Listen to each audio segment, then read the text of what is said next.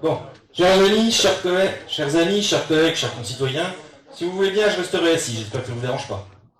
Bon, ne tournons pas autour du pot, commençons par le commencement. Alors qu'en Europe occidentale, les combats s'enlisent littéralement dans la boue des tranchées, les États-Unis d'Amérique entrent en guerre le 6 avril 1917. Les troupes américaines commencent à débarquer en France le 26 juin à Saint-Nazaire. Ce n'est que le 12 novembre que Brest accueille un premier convoi d'environ 12 000 soldats. À partir de là, la ville du Ponant verra transiter jusqu'en 1919 la bagatelle de 803 640 hommes, soit presque 43% du total du corps expéditionnaire américain en Europe. En comparaison, Nazaire n'en vit passer que 198 000 environ. C'est beaucoup quand même, mais c'est moins. Brest est donc devenu le premier port de débarquement des Américains en France. Nous, la première question, pourquoi ? Oui, pourquoi avoir choisi Brest, qui est tout de même la ville de l'ouest de la France la plus éloignée à la ligne de front, et dont le port ne semble même pas adapté à l'accueil des navires d'un tonnage important. Parlez plus bas, s'il vous plaît. Ce n'est même pas un grand port transatlantique, susceptible de concurrencer celui du Havre. Tous les projets destinés à transformer le port de Brest dans ce sens ont finalement capoté. Alors, pourquoi Brest, sacré nom de Dieu ? En fait, le choix a été dicté par des raisons géographiques. Tout d'abord, c'est de Brest que la route vers l'Amérique est la plus courte et la plus rapide. Bon, et vous me direz, il faudrait être aveugle pour ne pas le remarquer. En fait, ce qui a surtout été déterminant, c'est, du moins pour les inspecteurs envoyés par les États-Unis, c'est ce que Jean-Marie Kowalski appelle les qualités naturelles du site. Premièrement, il faut savoir que le transport des troupes américaines n'était pas seulement important en quantité, il était surtout irrégulier. Je veux dire, il n'était pas anormal qu'après une période de calme, plusieurs navires arrivent simultanément. Il fallait donc un port capable d'accueillir plusieurs bâtiments en même temps. Mais c'était plutôt rare, et c'était justement le cas du port de Brest, qui se partageait en 3 zones distinctes, permettant cet accueil simultané. C'est donc cet aspect qui a été déterminant dans le choix du port de Brest, qui avait aussi l'avantage d'être protégé par ce formidable abri naturel que constitue la rade. Accessible uniquement pour le goulet, la rade permettait aux navires à fort tirant d'eau de mouiller pour décharger leur personnel sans accoster à quai, le tout dans une relative sécurité. J'ai bien dit relative, car il y a malgré tout les intempéries. En cas de mauvais temps, le déchargement devient assez difficile. Et c'est un doux euphémisme. Heureusement, il reste le port intérieur, la rade abri, comme on l'appelle, qui protège plus efficacement des intempéries, les navires qui y font relâche. 3 bouées y sont mis à disposition des Américains à la fin de l'année 1917. Le tirant d'eau y est limité à 36 pieds, soit environ 11 mètres. Mais c'est suffisant pour la plupart des navires. En comparaison, dans le port de commerce, le tirant d'eau est limité à 25,5 pieds, soit environ 7,50 mètres. Les cargos ne peuvent pas y accoster, pas plus que les grands navires de transport de passagers, mais c'est suffisant pour l'accueil de troupes importantes, quitte à maintenir les hommes à bord des navires en attendant qu'on puisse leur faire prendre le train vers leur port de rassemblement. Leur point de rassemblement, pardon. Pour résumer, on peut donc parler du choix de Brest comme d'un choix un peu par défaut, autant dire le moins mauvais choix possible, dicté par les nécessités de la guerre. Ça n'a pas empêché l'armée américaine d'investir des sommes colossales pour financer les travaux nécessaires au réaménagement du port en vue d'un débarquement important. Si je ne me suis pas trompé dans le calcul, il y en eut pour plus de 6 millions de dollars. Rien que la construction du camp de Pont-à-Lézène, débutée en août 1918, coûta finalement plus de 2 millions. Ce détail, qui n'en est pas un, me permet de faire la transition avec la suite, car après la question pourquoi, vient la question comment. Oui, comment ça allait donc passer, cette fameuse présence américaine à Brest ? Parlons d'abord de ce non moins fameux camp de Pont-à-Lézène, ou Ponticamp. Au cours des commémorations du débarquement américain, organisées il y a 6 ans, comme le temps passe, on n'a pas manqué de mettre l'accent sur cette ville américaine provisoire installée aux portes de la ville. Pont-à-Lézène étant encore, à l'époque, une zone rurale. On en est loin aujourd'hui. Qu'en était-il exactement ? Il faut d'abord savoir que la question d'un camp d'hébergement n'a pas été urgente dès le début. Si les trains n'étaient pas en nombre suffisant, les hommes en étaient quittes pour patienter dans le vaste hangar installé près de la gare de Poulicalor, afin d'abriter les soldats fraîchement débarqués. Cette solution était encore, disons, acceptable, tant que les effectifs arrivaient à un rythme peu soutenu. Mais, à partir du mois de mars 1918, la donne change. Les soldats américains sont désormais 32 000 à Brest, et sur le front, le besoin d'effectifs plus important se fait sentir. D'autant que la Russie ne participe plus à l'effort de guerre. La révolution d'octobre est passée par là. Il faut donc installer un camp d'hébergement digne de ce nom, afin de loger les militaires immobilisés faute de train. On choisit à cette fin le périmètre de l'ancienne caserne de Pont-à-Lézène, où l'armée américaine a obtenu l'autorisation de monter une trentaine de baraques, ainsi qu'un camp de tentes collectives sur un terrain utilisé comme champ de manœuvre par l'armée française. Ainsi naquit le Ponty Camp, camp de transit de 687 hectares, qui dans les faits a accueilli surtout des soldats en attente de rapatriement. Les travaux n'avaient débuté qu'en août 1918, 2 mois seulement avant l'armistice. Et, comme dirait l'autre, qui pouvait le prévoir? Bon. Ce n'était pas le seul camp américain, il y avait aussi celui de Saint-Marc, destiné aux Africains, Américains et aux Natives. Mais le camp de Pont-à-Nézen est littéralement entré dans la légende, notamment grâce à son journal, The Pont-à-Nézen Dogboard, qui fut édité de mars à août 1919, et qui offre aujourd'hui encore une documentation de choix sur la vie quotidienne des soldats américains à Brest, à cette époque. Précisons que cette documentation, aussi précieuse soit-elle, est incomplète. J'y reviendrai tout à l'heure. Quoi qu'il en soit, un des aspects de cette vie quotidienne est évoqué dans le titre même du journal, car Dogboard, comme vous le savez, signifie caillebotis en anglais. Oui, vous le savez, il arrive parfois qu'il pleuve un peu à Brest. Le caillebotis était donc bien utile aux soldats pour pouvoir circuler sans avoir à marcher dans la boue. Je le dis sur un ton badin, mais c'était la vérité. Quoi qu'on en pense, les Américains prenaient, et prennent toujours, il me semble, très au sérieux les questions d'hygiène. L'un des premiers du passage au camp de Pont-à-Nézen était justement de passer les examens médicaux. La première obligation des soldats qui y arrivaient était justement, après avoir pris possession de leur locaux de passage, de gagner le Delousing Plant ou Madhouse, un centre de désinfection pour en faire passer 4000 hommes à l'heure. Il portait bien son surnom, c'est une folie. De façon générale, l'administration américaine avait aménagé le camp de façon à ce que les services nécessaires soient rendus sur place et que les hommes s'éloignent le moins possible. Le divertissement ne fut donc pas négligé non plus, en déplaise à ceux qui classifient aujourd'hui comme non essentiel. Le Ponty Camp disposait d'un auditorium de 3000 places, comparé à celui d'aujourd'hui, c'est énorme. Il y avait aussi des foyers drainant 15 000 hommes chaque soir. Le cinéma totalisait 1 200 000 entrées en mars 1919. Les autorités américaines multiplièrent les initiatives pour offrir des distractions saines dans le camp. Toutes ces dispositions ont bâti la légende du Ponty Camp comme vitrine de l'American Way of Life en Bretagne. Mais ne perdons pas de vue que la raison d'être de ces installations était moins de vendre le produit américain que de veiller à ce que les soldats, qui n'étaient même pas censés séjourner longtemps à Brest, restent dans la mesure du possible dans leur cantonnement, aussi longtemps que la guerre continue. Attention, j'ai bien dit dans la mesure du possible, car bien sûr, ça n'a pas complètement empêché les interactions avec les autochtones. Ils n'étaient pas confinés non plus. Les soldats circulaient tout de même en ville où la YMCA, la Young Men's Christian Association, avait aménagé des infrastructures qui leur étaient destinées, comme des bains-douches sur la place du château, un dortoir rue Amiral Linois et un restaurant place Sadi Carnot.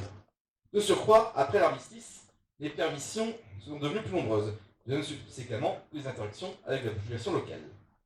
Alors, par conséquent, comment cette présence américaine, qui était tout sauf discrète, fut-elle vécue par la population locale? Globalement, les Américains furent plutôt bien accueillis, surtout au début. Même si la ville de Brest était éloignée de la ligne de front, elle n'en était pas moins affectée par le conflit, d'autant que du fait de sa couverture hospitalière importante, elle fut rapidement sollicitée pour les soins des soldats blessés et évacués. Autant dire qu'on n'ignorait pas la réalité de la boucherie. Donc on avait des cauchemars à celles et ceux dont un proche avait été envoyé au combat.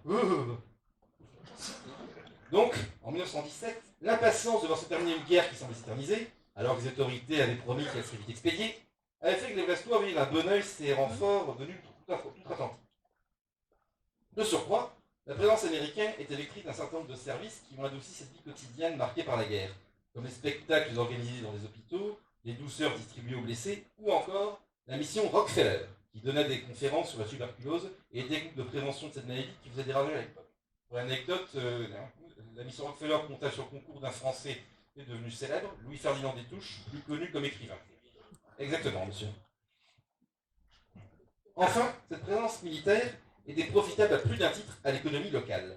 L'infrastructure américaine était créatrice d'emplois, qui ne se limitait pas aux tâches de buandières, de blanchisseuses et de raccommodeuses que l'on a volontiers mises en avant. Elle recrutait aussi des cuisiniers, des plongeurs de cuisine, des femmes de chambre, des bonnes, des chauffeurs mécaniciens, des scieurs de chaussures, des plombiers, des charpentiers, des attelles de concours des conducteurs, et je passe tous les emplois indirects induits par la présence américaine. La situation, on s'en doute, était aussi profitable au commerce local, que la guerre n'avait pas épargné, ne serait-ce qu'à cause de la mobilisation, et pour lequel de sorte qu'une nouvelle clientèle potentielle était plutôt bienvenue. C'est-à-dire là que ça a commencé à coincer le jeu des autorités américaines, qui n'appréciaient que modérément de voir les marchandes ambulantes envahir les abords du camp. Mettez-vous à leur place. Hein. Plus grave, on dénombra 13 bars clandestins ouverts dans les fermes de Gwenou. Et le trafic d'alcool se développa dans tout le secteur. Phénomène d'autant plus fâcheux aux yeux de l'administration américaine qu'à l'époque, la prohibition était déjà en vigueur dans certains États, comme l'Oklahoma. Chicago sur Parfell. Bon, n'oublions pas une autre activité encore moins recommandable, dont le développement dans de telles circonstances ne doit étonner personne. Soyons clairs, la prostitution n'était évidemment pas apparue à Brest à l'arrivée des Samis. Il était déjà pratiqué intensément au XIXe siècle, du fait du nombre important d'hommes seuls, ouvriers ou militaires, qui y vivaient. Mais l'arrivée de la nouvelle clientèle potentielle que représentaient les soldats américains donna incontestablement un coup de fouet à l'activité. Pour vous donner une idée, rien qu'entre 1918 et 1919, 78 femmes reconnues coupables de racolage furent expulsées par le préfet maritime de l'époque. Mais certaines revenaient, elles redoutaient moins l'autorité publique que la misère. Les autorités américaines, quant à elles, redoutaient les prostituées moins pour des raisons morales que par crainte du développement des maladies vénériennes. Je vous l'ai dit, les questions d'hygiène étaient prises très au sérieux. Mais l'un des effets pervers et les plus graves de cette propagation de la prostitution aurait été une tendance de certains Américains à s'imaginer que toutes les femmes autochtones étaient à leur disposition. Bon, ce n'était pas le cas de tout le monde, je vous rassure. Mais tout de même, il y a eu certaines exactions commises après l'armistice, dans le climat de relâchement moral provoqué par l'euphorie de l'arrêt des combats. Ainsi, le 24 octobre 1919, le journal La Dépêche, l'ancêtre du quotidien Le Télégramme, évoqua la virée de deux marins américains qui tentèrent de forcer l'appartement d'une jeune femme chez laquelle leurs camarades avaient l'habitude d'être reçus avec hospitalité. Ce genre de fait divers a contribué à la dégradation relative de l'image des Américains dans l'opinion publique. Attention, je parle bien d'une dégradation relative, qui plus est due à une conjonction de facteurs dont les Américains n'étaient évidemment pas tous responsables, pas entièrement responsables. Il ne faudrait pas s'imaginer qu'il y eut un brutal revirement de l'opinion publique. Donc, globalement, l'image des Américains est restée bonne pendant toute la période. Mais disons que l'enthousiasme des premiers jours n'a pas toujours prévu. Pour commencer, il y a eu la grippe espagnole. Cette maladie, qui n'avait d'espagnol que le nom, se déclara parmi les troupes américaines au mois d'août 1918. La promiscuité et les conditions de traversée à bord des navires de transport favorisèrent la contagion et sur Terre, la propagation de l'épidémie fut foudroyante.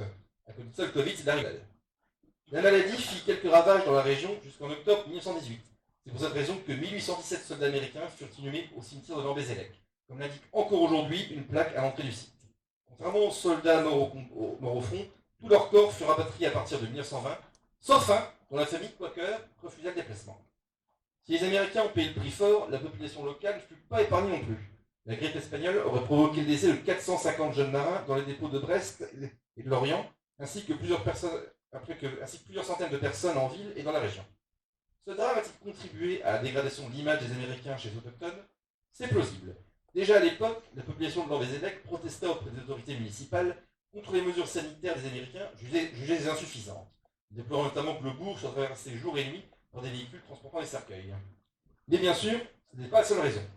J'évoquais tout à l'heure les exactions commises dans l'euphorie de la fin des combats, car il faut bien avoir en tête qu'une fois l'armistice signé, le rapatriement de tous ces militaires américains n'a bien entendu pas pu se faire du jour au lendemain. Songez que le dernier numéro du Pontalesen Duckboard, dont je parlais tout à l'heure, ne parut qu'en août 1919, soit tout de même 9 mois après l'arrêt des combats. La présence américaine se prolongea donc après l'armistice, pour le quasi-équivalent d'une année entière. Le départ des Samis, dont la présence pouvait désormais être perçue comme inutile par la population à partir du moment où la guerre était théoriquement, j'ai bien dit théoriquement, finie, fut d'autant plus souhaité que les exactions, qui étaient, il faut être juste, ponctuelles, on ne va dire carrément événementielles, venaient envenimer un contexte favorable à l'expression d'un mécontentement. Premièrement, l'armistice ne signifie pas la paix. Le climat reste tendu jusqu'à la signature du traité de Versailles, offrant un terreau favorable pour la revendication et les ordres sociaux. Et deuxièmement, la fin du conflit entraîna une augmentation du prix des denrées de première nécessité, situation d'autant plus difficile à supporter que les Samis avaient parfois tendance à trop montrer leur facilité de moyens. Troisièmement, enfin, la fin de la guerre se précisant malgré tout, toutes les personnes ayant une activité dépendant de la présence américaine virent leur contrat toucher à leur fin. Même le camp de Pontalesen, qui était un employeur important, commença à réduire ses effectifs. Pour ne rien arranger, il y avait eu des réquisitions, qui étaient toujours mal vécues, notamment celle des terrains ou encore celle du vapeur île d'Ouessant à la fin de l'été 1918, qui empêcha la liaison avec les îles, laquelle ne fut rétablie qu'en octobre grâce à l'intervention de l'amiral Wilson. Rappelons enfin les pollutions, dont témoignait notamment une plainte contre les eaux usées sortant du camp de Pontalesen. ou encore les accidents de la route, provoqués par certains Samis qui avaient un peu tendance à conduire comme des cow-boys. Mais globalement, je le répète, l'image des Américains est restée positive jusqu'à leur départ. Et le souhait de les voir partir peut se lire comme l'expression d'une volonté on ne peut plus légitime de tourner la page de la guerre. D'autant que les Samis ont eu l'occasion de redorer leur blason le 3 mai 1919, lors de l'incendie du théâtre municipal de Brest, où les pompiers américains joignirent leurs efforts à ceux de leurs collègues brestois pour lutter contre le feu. Les dégâts matériels furent importants, mais circonscrits, car le feu ne s'étendit pas aux maisons voisines, et on ne déplora aucune victime grave. Et pour ça, on peut dire que les Américains ont laissé Brest sur un bon souvenir. Bon, c'est bien joli, on vient d'évoquer le regard que les Bretons peuvent porter sur les Américains à l'occasion de cette présence militaire, mais qu'en est-il du regard que ces militaires américains ont porté sur Brest?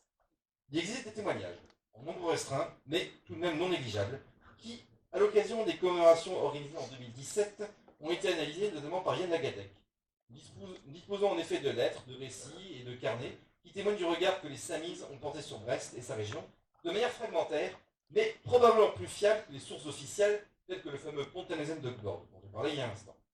Au sein de cette documentation restreinte et précieuse, nous disposons entre autres de la correspondance du lieutenant Harry S. Truman, qui est devenu président des États-Unis en 1945, ou encore du journal d'un soldat du sergent L. Louis Lee. Bon, alors que nous disent ces témoignages?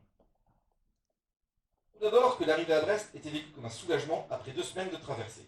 Outre l'inconfort relatif du voyage, il y avait aussi, et surtout, la peur de se faire attaquer par un sous-marin allemand. Entre parenthèses, c'est justement pour faire face à cette menace que la flotte américaine adopta le Dazzle Painting, un camouflage fait de forts contrastes et de motifs irréguliers par à même la coque du navire pour en brouiller la vision par le périscope ennemi.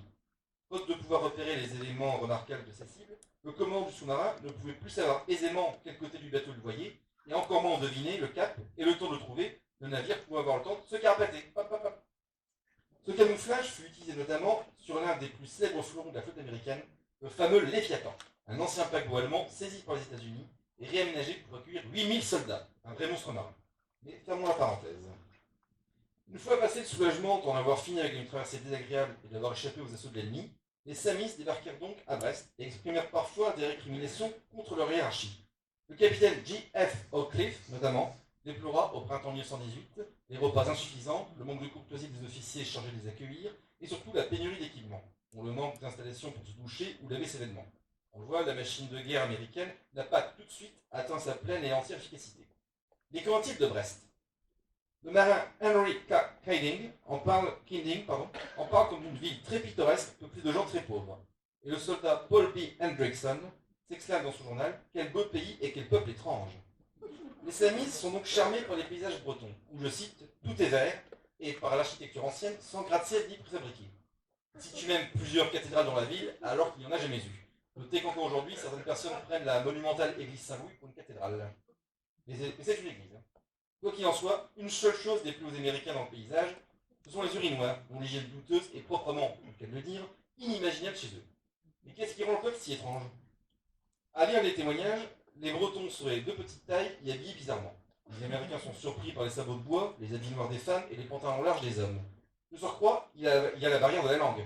L'apprentissage du français ne sert pas à grand-chose pour communiquer à les autochtones qui parlent breton, ou dans le meilleur des cas, parlent le français à leur façon. Le fameux par les F qui a été remis au goût du jour par les goristes. Ouais, tac, ça viendrait de toi. Mais tout ça ne déplaît pas aux Américains, bien au contraire.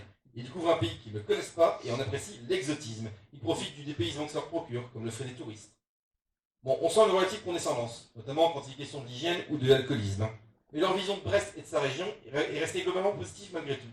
Même s'ils avaient conscience que la population locale profitait de la situation, que ce soit en mendiant aux abords des camps, ou en venant leur vendre des marchandises à des tarifs plus ou moins prohibitifs. La présence américaine à Brest fut donc l'occasion d'une rencontre entre deux mondes qui ne se connaissaient encore que relativement peu, avec toutes les frictions et les incompréhensions que ça peut véhiculer. Mais tout porte à penser que cette cohabitation forcée fut globalement bien vécue par les deux parties, avec des hauts et des bas sur les circonstances. Deux autres cohabitations, ça ne doit pas être paradisiaque tous les jours, surtout dans un contexte marqué par la guerre. En fin de compte, ce qui est incroyable, c'est qu'il n'y a pas eu plus de friction. Bon, après cet aperçu historique de la présence américaine à Brest, comme il nous reste quand même un peu de temps, je voudrais encore évoquer quelques aspects qui ont souvent été mis en avant lors des commémorations du débarquement américain il y a déjà 6 ans. En effet, l'accent a volontiers été mis, que ce soit dans la presse locale ou au cours des diverses célébrations, sur ce que le grand public pourrait appeler le côté fun, voire cool de cette présence américaine. On a beaucoup parlé de la musique, de la danse, du cinéma ou des sports américains, comme le basket ou le baseball. On a aussi parlé des femmes bretonnes qui ont épousé des samis et les ont suivis en Amérique, laissant leur vie de pauvres paysannes pour goûter au rêve américain. Bref, on a mis en avant des faits qui étaient somme toute assez anecdotiques, et on a presque mis au second plan l'enjeu de cette présence américaine, qui était en dernière analyse le combattre l'armée allemande, et ça n'avait rien de glamour ni de romantique. Il faut dire que ces commémorations sont tenues dans un contexte particulier. Cette année de centenaire du débarquement américain, 2017, avait été précédée par l'élection d'un... enfin, je ne vais pas dire son nom, de sorte qu'il n'est pas interdit de penser que célébrer ce que les Américains avaient apporté de festif, entre guillemets, à la Bretagne, dans un cadre plongé par la guerre, permettait de se raccrocher à une image des États-Unis un peu plus avenante que, je cite Sébastien Carnet, la silhouette bedonnante, décolorée et tonitruante que notre Amérique présentait au monde en ce XXIe siècle. Bon. Que les Américains aient apporté leur culture dans leur pactage en débarquant à Brest, c'est incontestable. Que la ville du Ponant n'ait pas pu faire ensuite comme s'il n'était jamais venu, c'est non moins contestable. Comme l'ont bien expliqué Albert Camus et Vladimir Jankélévitch avant moi, l'avoir été est de toute manière ineffaçable. Bon, je m'excuse, j'ai écrit un livre sur Albert Camus que je vous montrerai peut-être tout à l'heure si vous avez le temps, donc vous m'appuyez sur le nez, j'en sors encore. Hein. Bon, mais l'important n'est pas là. La question est, la présence américaine à Brest a-t-elle vraiment transformé fondamentalement la ville et ses habitants? Là, c'est déjà un peu moins sûr. Je voudrais d'abord traiter d'une légende qui a la vie dure. Pour beaucoup de Brestois, la cause semble désormais entendue. Le lieutenant James Freeze Europe, en débarquant à Brest, a importé le jazz en France en venant interpréter par son orchestre une version swingée de la Marseillaise. Bien entendu, ce n'est pas si simple. Il ne fait certes aucun doute que Europe, que la postérité a surnommé le Martin Luther King de la musique, avait contribué à sortir la musique noire de son ghetto culturel, notamment en jouant au Carnegie Hall, un bastion historique de l'élite culturelle blanche. Mais son passage à Brest a-t-il bien été aussi marquant qu'on l'affirme? Pas sûr. Tout d'abord, il n'existe aucune preuve matérielle permettant d'authentifier formellement l'anecdote de la Marseillaise swingée. En fait, personne ne sait exactement ce que Europe a réellement joué en débarquant à Brest. De toute façon, le régiment de Europe ne resta à Brest qu'à plus de 3 mois, à l'issue desquels il fut envoyé sur le front de l'Est.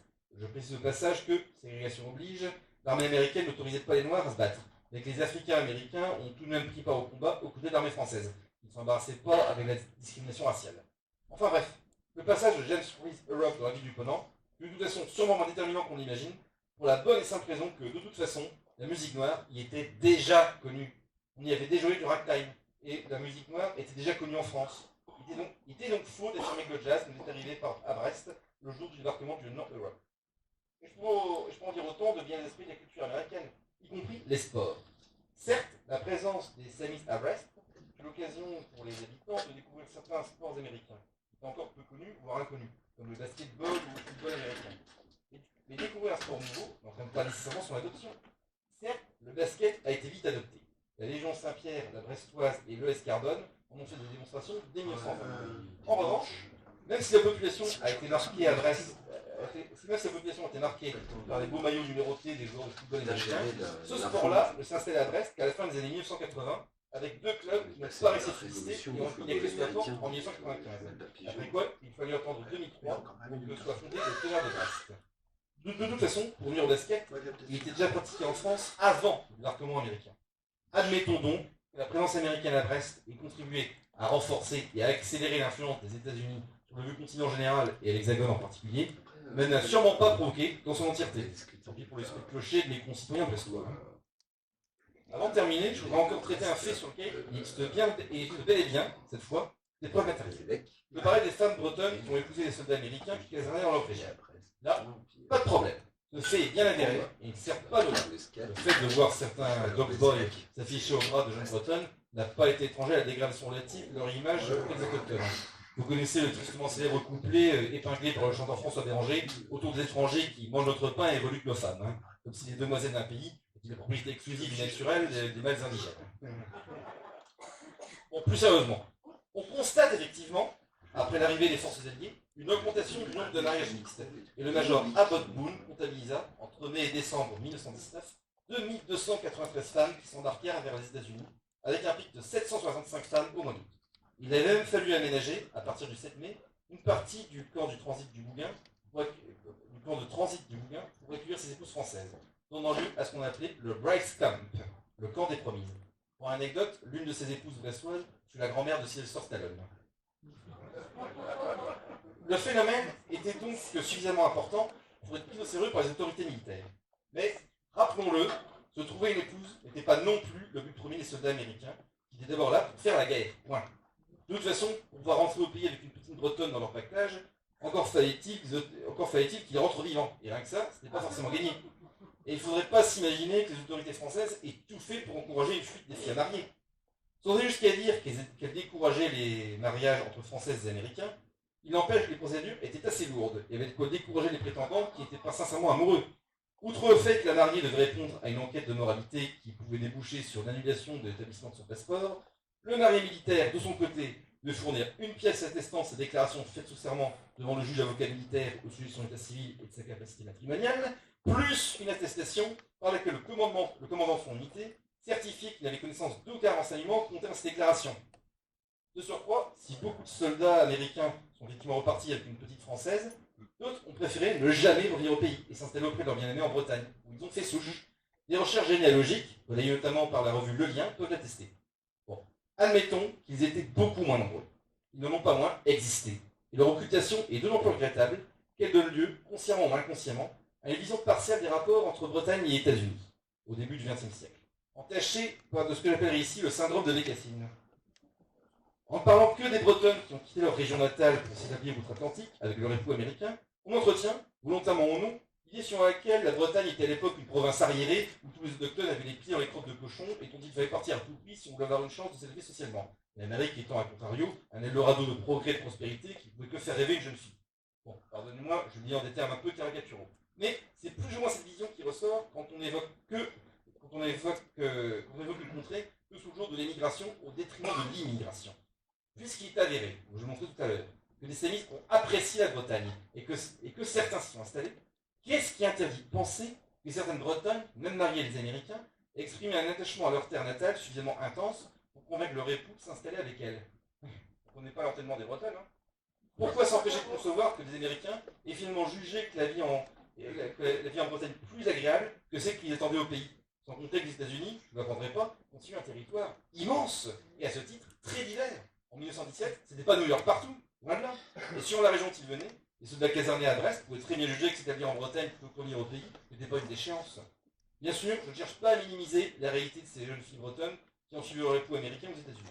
Mais il ne faut pas non plus exagérer la portée du phénomène et en tirer des générations hâtives, concernant la vision que les jeunes filles bretonnes pouvaient avoir à l'époque de l'Amérique et de leur propre pays. Il ne faut de toute façon pas donner une importance excessive à ce qui, malgré son ampleur, n'est pas tout qu'un épiphénomène dans le contexte de la Première Guerre mondiale. Si les États-Unis sont entrés en guerre, c'est pas pour les beaux yeux des Françaises, que je sache. Bon, il y aurait bien d'autres choses à dire sur la présence américaine à Brest pendant la Première Guerre mondiale, mais pour plus de renseignements, je vous renvoie aux nombreuses publications éditées à l'occasion du centenaire du débarquement en 2017, à commencer par celle-ci, qui montait d'un précieux cours pour distinguer les points essentiels et préparer cette causerie qui, j'espère, n'aura pas déçu les organisateurs du colloque qui m'ont si gentiment invité. Merci pour votre attention.